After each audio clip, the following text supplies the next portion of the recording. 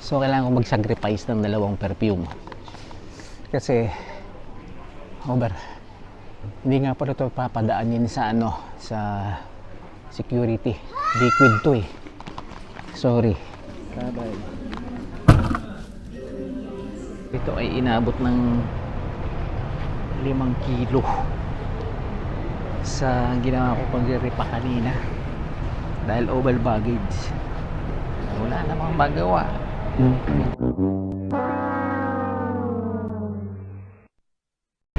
Ay mangyari ba daw ay Lunes, nung Lunes pa, kahit nga nung Linggo pa, ay talagang hindi na tumigil ang ulan. Ay talagang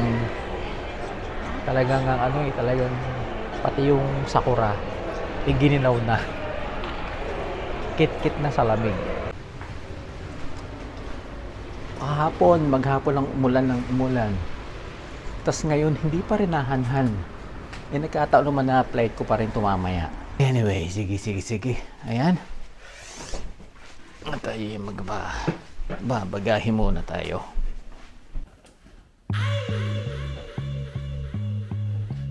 Ito ang lagay ngayon ng sakura. At maano pa din naman, marami pa naman siyang bulaklak. At yung nga lang ang umulan na ng umulan. Pero kahit naman paano, maganda pa din.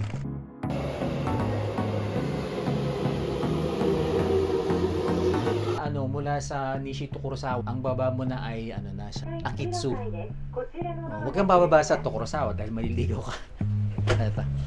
Ito yung baba niya sa South Exit. Ayan. So dahil alas 12 na rin naman, mag-alas 12 na lunch time. So dito na lang kakain sa Syria. Sa yung parang Italian restaurant na naging paborito na ng mga lokal. Gustong kainin yun ng mga tao doon. Siguro dahil pwedeng nga mag-stay at pwedeng tumambay, hindi ka naman paalisin agad tulad sa ibang restaurant doon. Yung kinain namin doon, yung inihaw ng manok, grilled chicken, ayun, masarap yun. Kaya kami doon mga mag-alas 12 na.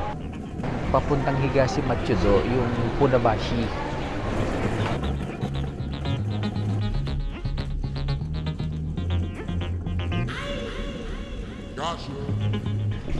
So ito yung Akitsu Station.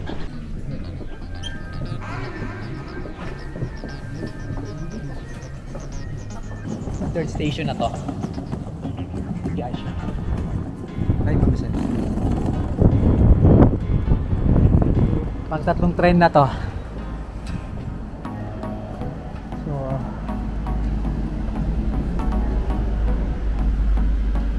ayan, terminal pa tayo. Kasi ito lagay ng panahon dito ngayon, malamig. At ayan, kita mo naman, malamig oh. Ayan, ganyan kalamig. Umulan din eh. Sabi dito, you are here. Tapos ito yung pupuntahan natin. Ito malayo pa, 50, 100, 150 meters.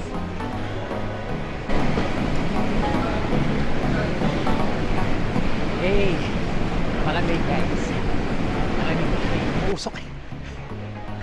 Malamig. Beach. Sa beach na.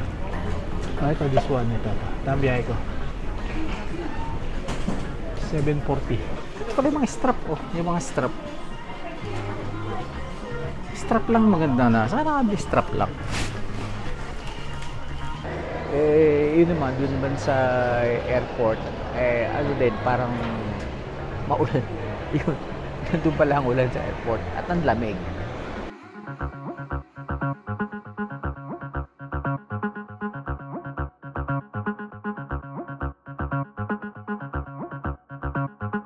Agad nag-open yung yung counter, parang wala pa yatang port, nag-open na. Dami nga eh. Ang system nung tinimbang na sobra ng 2 kilo. Hindi sabi sa akin, babayad ka baga. Ito yung mga 7,000. 7,000 ay ano yun, sayang sayang naman. Di sabi ko ano ko na lang i-repack, babawasan. Sabi ko ano nangyari nga, nabawasan nga dahil nung tinimbang ko wala, sobra, ang daming sobra puro sobra. Yung maleta ang may lamang nalamanan yata lang kahoy yun, pero may kahoy ng laman. Pero ikukwento ko na lang sa inyo kung bakit may lamang kahoy. Tapos may buti na lang at nadala ko ng best. Di yung mga excess na ko nilagay sa best, talaga namang siksikan yung best. Dahil tinimbang ko yung maripak, nilagay ko sa best. Umabot ng 5 kilo. Anong gano'ng kabigat ng best na yun? Ilang kilo lang to? 3 kilo. Tapos kinilo ko tong bag. Imagine, kinilo ko to. 5 kilo. Pero itong suot kong itong suot kong 5 kilo tong blazer. Itong suot kong chaleco. Grabe yung palusot ito. Yung sabing pinagbabawal na technique, pero hindi naman siguro pinagbabawal dahil nasa katawan mo, hindi naman sinasabing bawal Pero siyempre hindi ko naman kinapaproud yun dahil dapat maging responsableng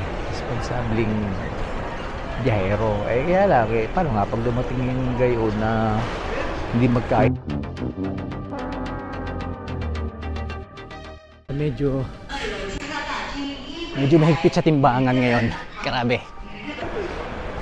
Di sobra ang bagahe tapos nangihinayang ka magbayad. Gagawa ka na lang ng paraan. Ayun. Magkaigi naman. Kaya lang ang siste yung dalawa kong pabango na inalis ko sa maleta, nailipat ko sa hand carry. Ito maglipak.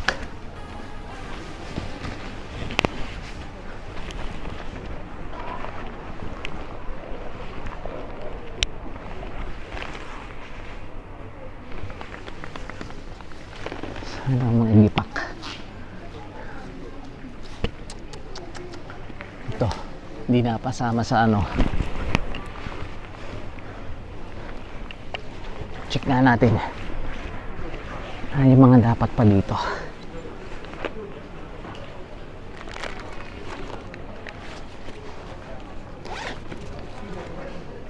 Naku, dalawa pala to. Patay.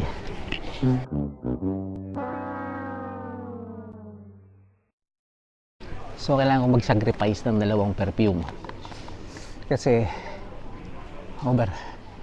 hindi nga pala ito papadaanin sa sa security. Liquid to sorry. Ngayon nung papasok na ng nung security sa immigration, naalala ko yun nga pala, liquid na punong-puno. 2 yun, 2 pamango. Wala nagawa ko dito na itinapo ko na talaga. Sabay.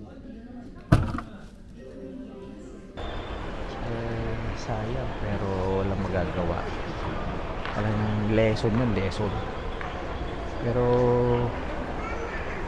bago pa yun nangyari, parang may nabawas pa rin akong tinapay.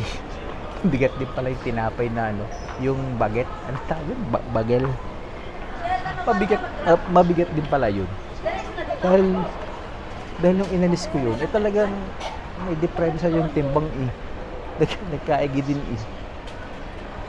yan ang dapat pala pinag-iigi. Yung bago ako umalis ng bahay,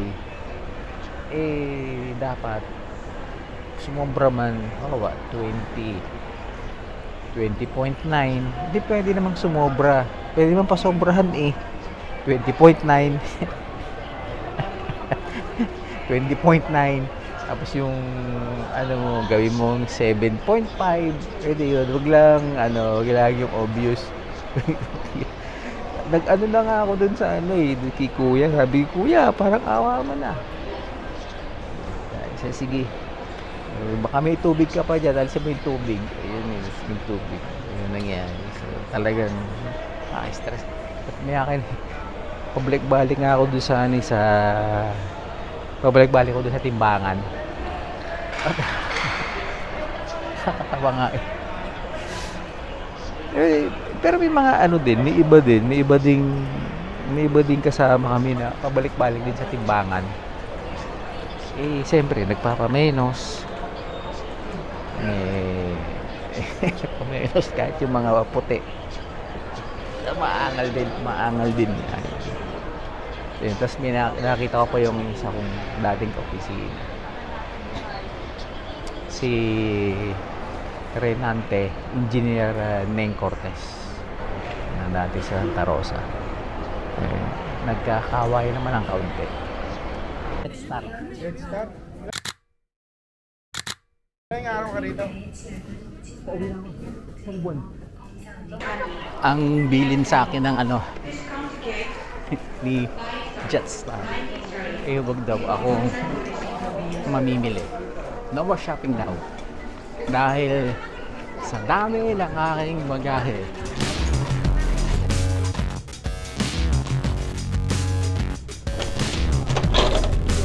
Oh yeah.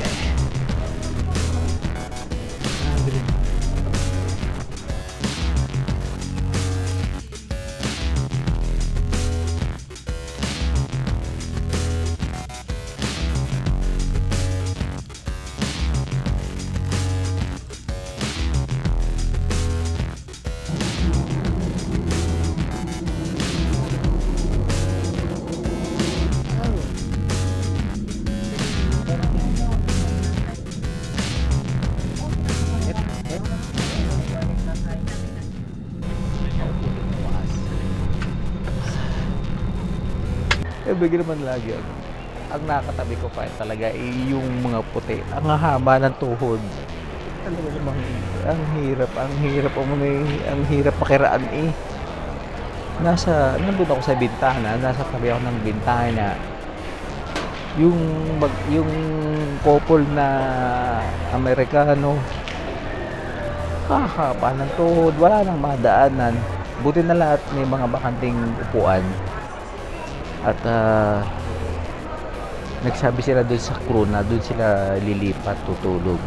Kaya nangyari sa buong biyahe, halos mag-solo lang ako doon sa upuan. Tilat guys, pabalik-balik ako sa CR dahil nga sa kape. Pero yung kape, diuretic yun eh, lakas magpaihi nun. Kaya ayan, ikagi naman. Kaya yan,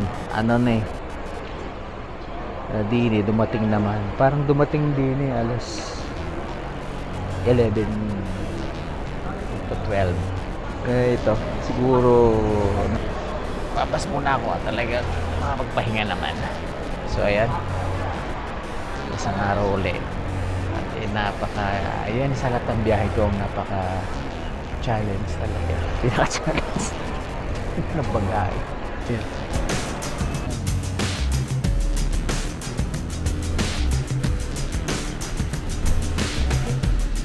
Morning kuya. Yes. Ano yung pasero kahapon? Pitong biyahe yung kahapon. Wah? Marami alas. Pagbalik ko, May oras na naman.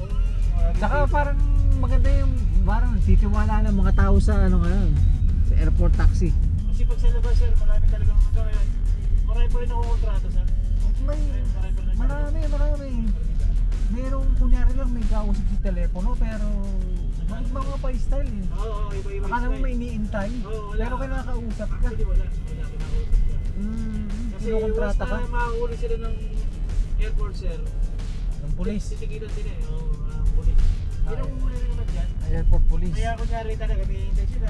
Oo, parang ganun yung style nila eh. Pero kung kinakausap ka nun. Oo. Yun, tama, ganun nga. Buti na lang, sa Joyride ako nakasakay billing ngayon. Ano naman.